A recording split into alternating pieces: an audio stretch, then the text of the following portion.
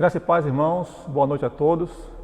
Mais uma vez estamos aqui para gravar, compartilhar a mensagem do Senhor ao nosso coração para esse domingo à noite, domingo de Páscoa. E nesse momento quero ler a palavra do Senhor no livro de Êxodo, segundo livro da Bíblia, no capítulo de número 12, leitura do versículo 1 ao versículo de número 11, que diz assim a palavra do nosso Deus.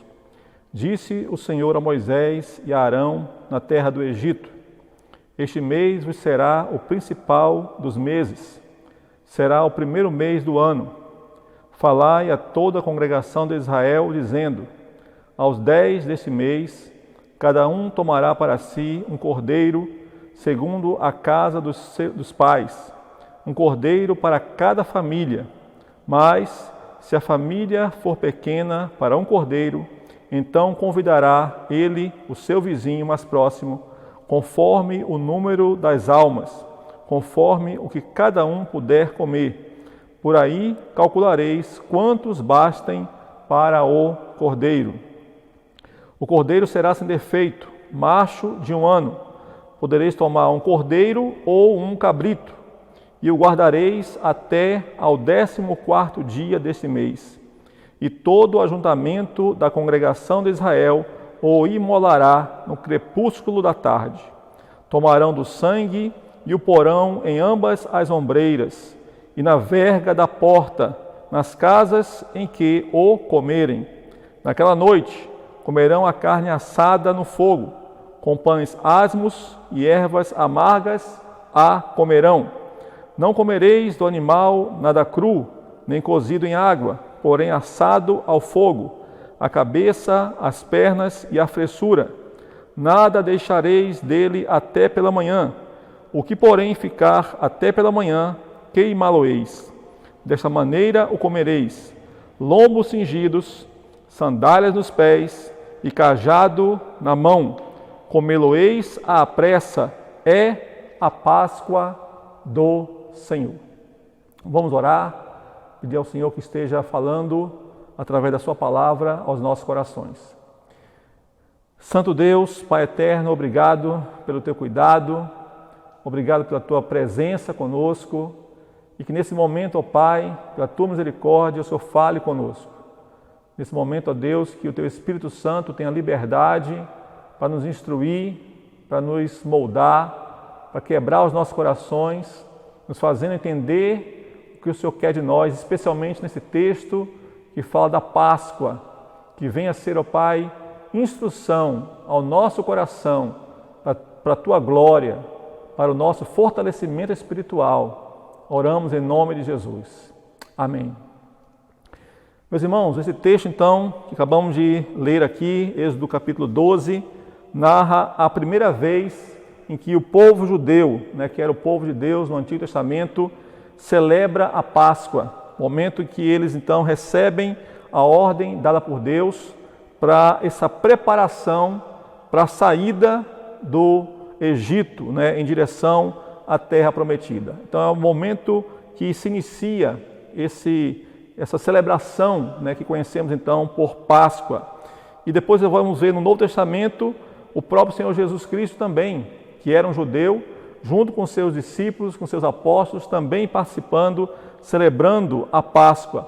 E naquele momento em que ele celebra com seus apóstolos, ele vai então também instituir o que substituiu a Páscoa, que é então a Santa Ceia. Ele celebra a Páscoa com seus apóstolos e ali então ele institui a Santa Ceia para que, a partir daí, aqueles que o seguiam, e aqueles que o seguiriam no futuro, também pudessem então participar desse momento. Ele ali diz assim: fazer isto em memória de mim. Então torna-se um sacramento, ou seja, uma ordenança de Cristo aos seus seguidores, a todos aqueles que o recebem como Senhor e Salvador da sua vida. Comam do pão, bebam do cálice em memória de mim. Uma ordenança do Senhor Jesus. E aqui nós vemos um texto de Êxodo 12, que o Senhor então, Deus, institui a Páscoa, ordena ali aos judeus que celebrem a Páscoa, e a atitude deles qual foi? Obedeceram. Eles se ajuntaram, eles pegaram ali o animal, eles sacrificaram o animal, prepararam a comida, então celebram essa Páscoa antes da saída da terra do Egito, onde eles estavam ali como escravos, em direção à terra prometida. E daí por diante essa celebração passa a ser comum na vida do povo de Deus. Nós queremos ler duas referências aqui, onde mostram essa celebração da ceia, aliás, da Páscoa, sendo praticada pelo judeu. Capítulo 9 de Números, acontece ainda no momento que eles estão no trajeto, ali na península do Sinai, haviam saído já do Egito, caminhando para a terra prometida, e eles então param e ali celebram a Páscoa. Números 9, eu vou ler apenas o versículo 1 e 2. Falou o Senhor a Moisés no deserto do Sinai, no ano 2º da sua saída da terra do Egito, no mês 1º, dizendo: celebrem os filhos de Israel a Páscoa a seu tempo. Então, no deserto, com toda dificuldade, mas a Páscoa não foi negligenciada. Ali, então, eles celebram a Páscoa do Senhor. Outra referência também que podemos lembrar é quando eles celebram pouco antes de entrarem na Terra Prometida, agora já sob a liderança de Josué. Capítulo 5 de Josué, eu vou ler versículos 10 a 12. Josué 5, 10, 11 e 12. Estando, pois, os filhos de Israel acampados em Gilgal, celebraram a Páscoa no dia 14 do mês, à tarde, nas campinas de Jericó. Comeram do fruto da terra, no dia seguinte à Páscoa. Pães asmos e cereais tostados comeram nesse mesmo dia.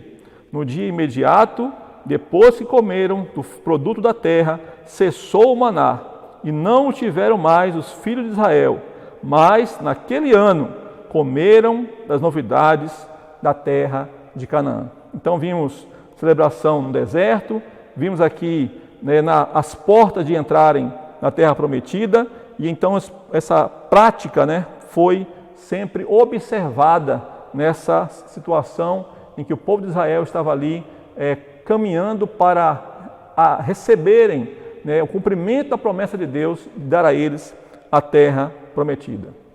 No entanto, irmãos, esse exemplo que vemos aqui do povo de Israel, infelizmente nem sempre foi observado. Em várias ocasiões, essa prática, essa celebração da Páscoa foi negligenciada. E normalmente acontecia isso quando o rei que assumia o reinado do povo de Israel tinha um coração rebelde, um coração distante de Deus, desobediente a Deus. Então, a Páscoa era esquecida, a ordem de Deus era desobedecida.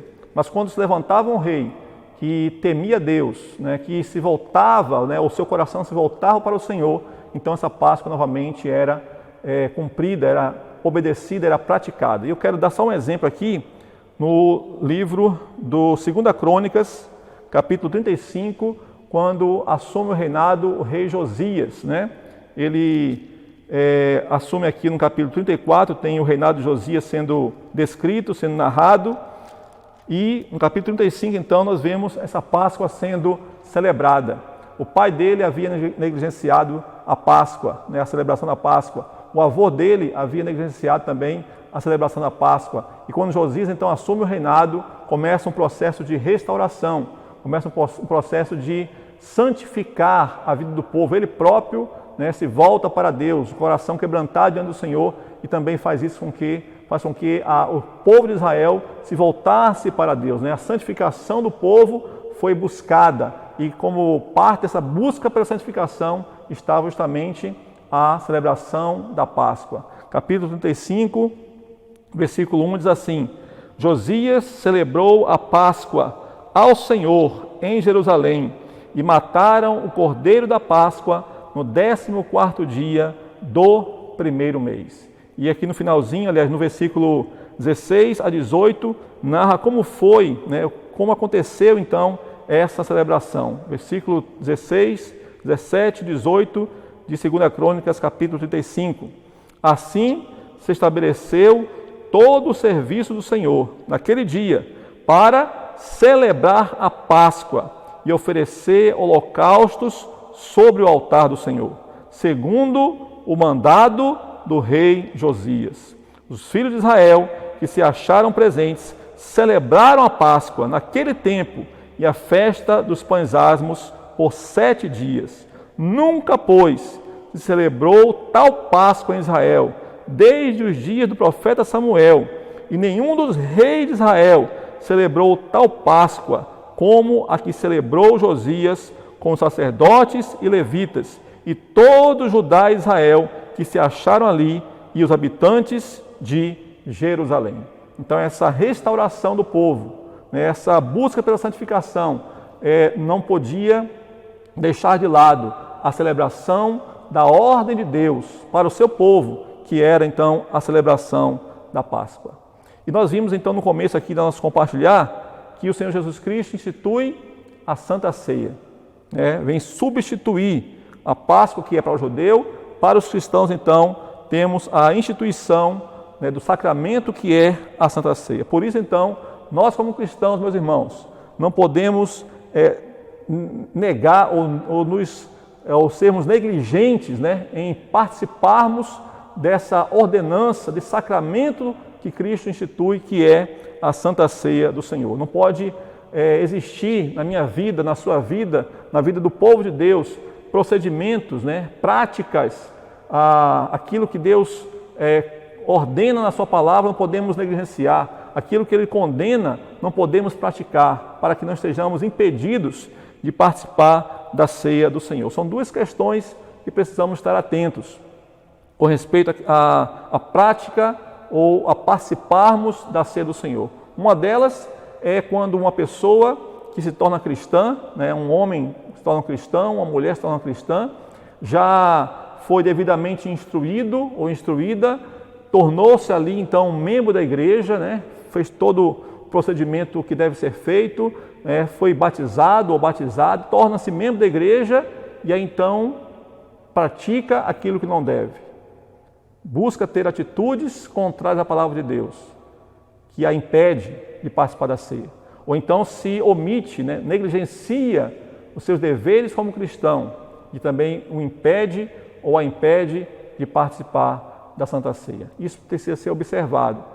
Isso não pode acontecer na nossa vida, como cristãos, como servos do Senhor Jesus. E outra também questão que deve ser observada é a prática ou participarmos da ceia de uma maneira indevida, ou seja, mesmo estando fazendo o que não deveríamos fazer, ou mesmo sendo negligente daquilo que deveríamos fazer, ainda assim vamos lá e participamos da ceia. Comemos do pão e bebemos do cálice. Isso não pode também acontecer. E foi justamente sobre isso que o apóstolo Paulo escreve à igreja de Corinto, quando ele traz ali vários assuntos, instruindo aqueles irmãos, discipulando aqueles irmãos. Um dos assuntos que ele traz é justamente esse, sobre a Santa Ceia, no capítulo 11, porque aquela igreja não estava deixando de celebrar a ceia ou de participar da ceia, eles estavam participando. Só que naquela igreja, se você for observar o livro de 1 Coríntios, você vai ver que havia divisão naquela igreja, grupos naquela igreja que não se davam bem. Havia também problema moral naquela igreja.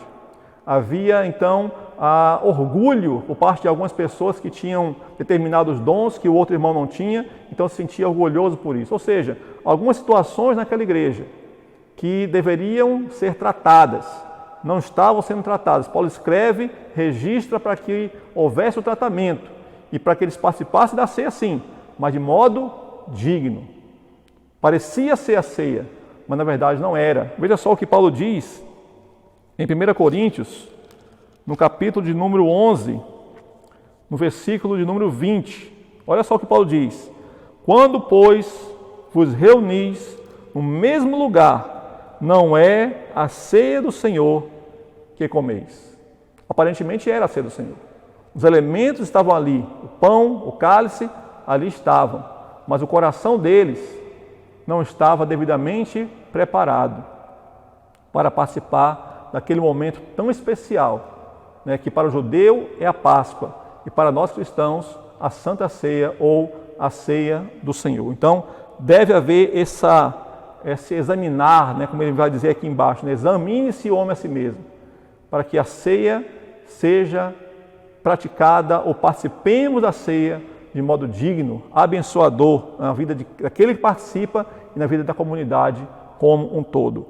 E olha aí também no versículo 26, 1 Coríntios, capítulo 11, versículo 26. Ele diz assim: porque todas as vezes que comerdes esse pão e beberdes o cálice, anunciais a morte do Senhor até que Ele venha. Então, meus irmãos, não podemos negligenciar, não podemos nos omitir, né, da participação da ceia e nem tampouco participarmos de modo indevido dessa ordenança do Senhor.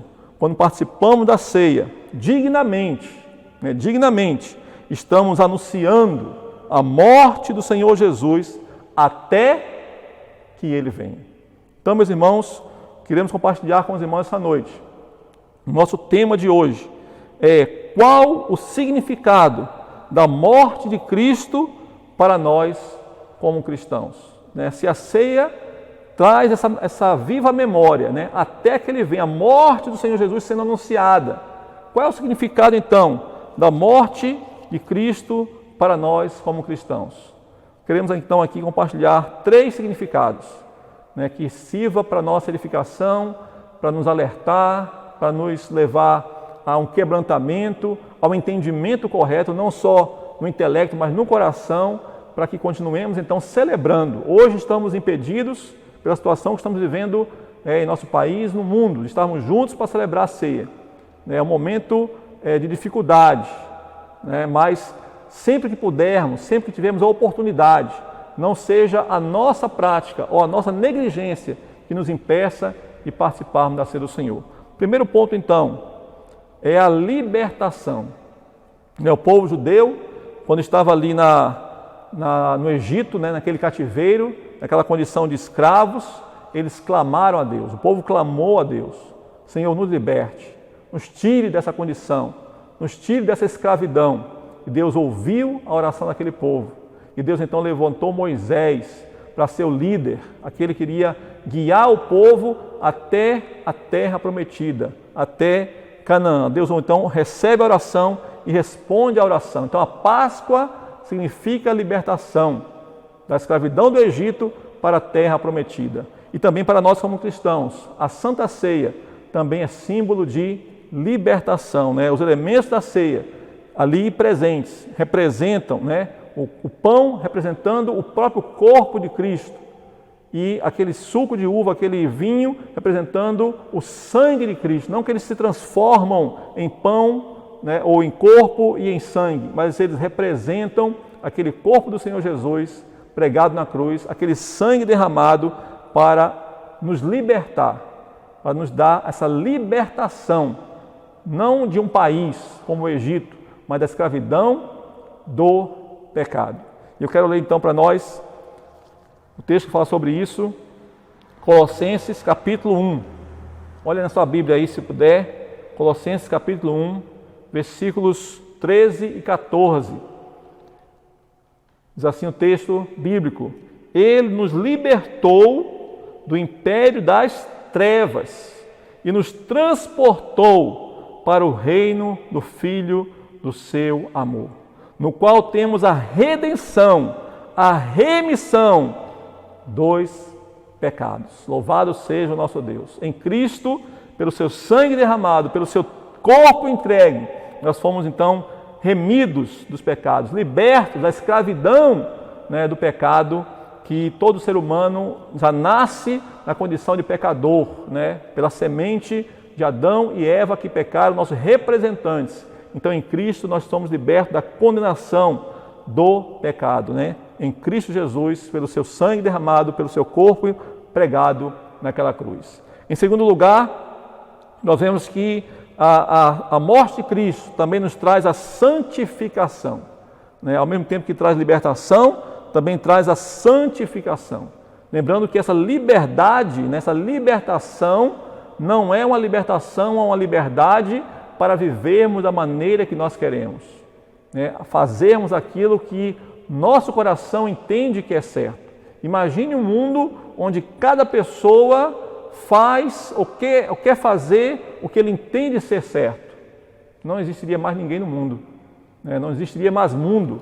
Então a libertação que recebemos em Cristo é uma libertação para viver de acordo com a sua vontade. Libertação ou liberdade para fazer o que quer vira uma libertinagem. A liberdade verdadeira é quando em Cristo nós nos submetemos à vontade do Pai.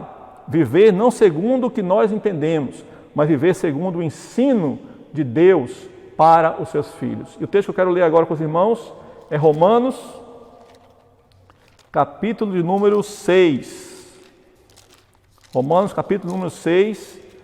Apenas um versículo, né? Não vamos ler aqui vários versículos, porque para não demorarmos muito, mas depois os irmãos podem com tempo, com tranquilidade, ler todo o capítulo em sua casa, mas apenas o versículo 22. Olha aí o texto. Romanos 6, 22.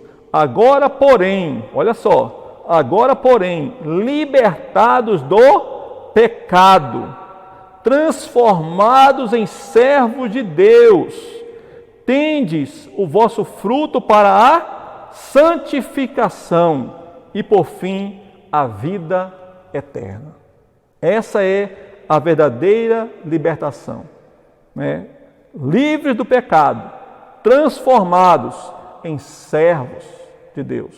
Também sabemos que passamos a ser filhos de Deus. E o resultado disso, ele fala aqui, o fruto disso é a santificação, né? Que é justamente vivermos de acordo com a sua vontade, né? Deixarmos os nossos desejos carnais contrários a Deus e nos submetermos aos ensinos, né? À instrução de Deus revelada em sua palavra. Viver em conformidade, né? Com a vontade do Senhor. Então, libertação recebemos em Cristo. Santificação, o resultado dessa libertação em Cristo Jesus. E por fim, então, mais um resultado é a esperança.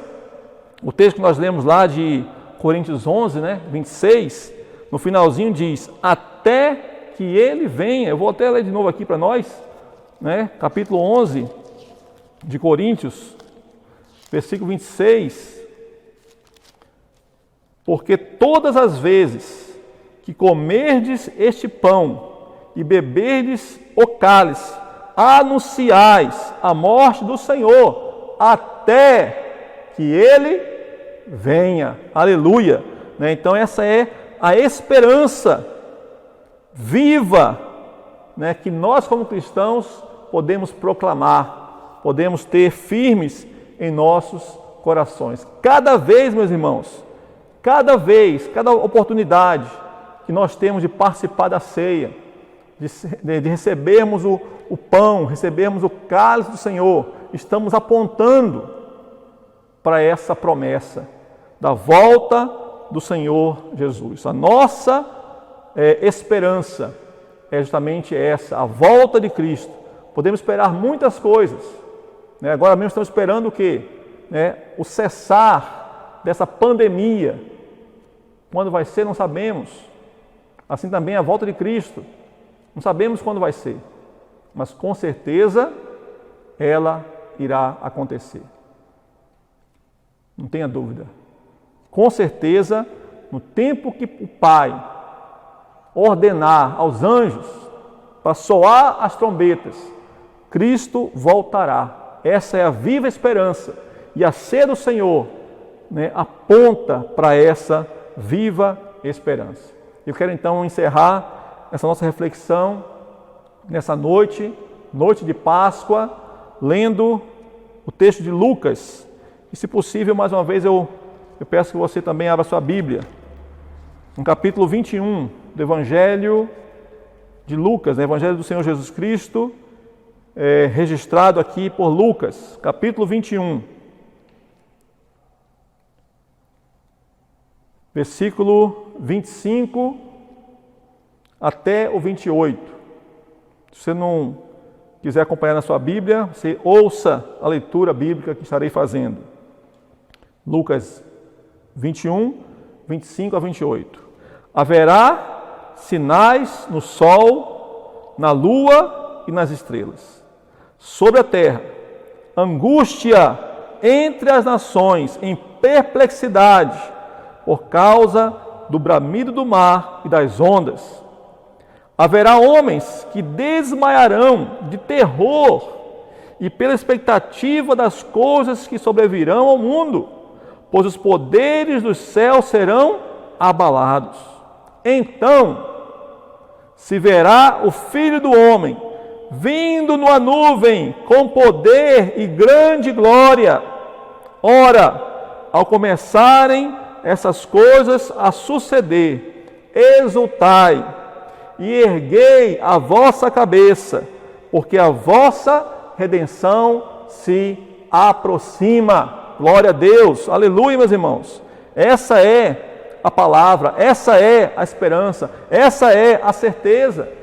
Então, meus irmãos, diante da situação que vivemos hoje, que iremos viver até o final do ano, próximo ano, estamos vendo, meus irmãos, cumprimento da palavra, da promessa do Senhor, aquilo que a Bíblia está aqui claramente registrando. O que fazer, meus irmãos? Erguer as nossas cabeças, exultar ao nosso Deus, e com toda humildade de coração, não com orgulho, não por vanglória, não com arrogância, mas com humildade, erguer as nossas cabeças, porque a nossa redenção se aproxima. Amém, meus irmãos? Então, temos em Cristo a liberdade. Em Cristo já fomos libertos, antes escravizados pelo pecado, antes vivendo e querendo cada vez mais viver segundo o nosso coração. Em Cristo fomos libertos da condenação do pecado. Em Cristo, podemos buscar uma vida de santidade, deixar o Espírito Santo que habita em nós trabalhar em nosso coração. Ele fala conosco, Ele nos mostra onde estamos errando. Muitas vezes queremos tampar os nossos ouvidos, fechar o nosso coração, mas Ele fala com graça, fala com amor, para não para nos ver derrotados, prostrados, pelo contrário, para nos conduzir ao arrependimento, para nos levar de volta ao caminho certo. Vida de santidade, ser do Senhor, Páscoa do Senhor, simboliza vida de santidade, uma vida de conformidade respaldada pela palavra de Deus. Em terceiro lugar, podemos já, meus irmãos, contemplar a palavra de Deus se cumprindo. O Rei está voltando. Maranata, Ora vem, Senhor Jesus. Queremos encerrar então esse momento de palavra do Senhor, de meditação. Nós iremos orar agora e nós vamos colocar para os irmãos aí sugestões, um cântico, um hino, para os irmãos poderem ouvir, quem sabe até cantar também, para glorificar o Senhor, exaltar o Senhor, não só ouvindo a palavra, não só orando, você no seu coração, você aí em família, mas também louvando ao Senhor com hinos e cânticos. Ouça e, se puder, cantem louvores a Deus. Vamos orar então, encerrando assim a nossa meditação dessa noite. Amado Deus, Pai Celestial, obrigado, Pai, porque o Senhor é Deus fiel, é Deus que cumpre as Tuas promessas.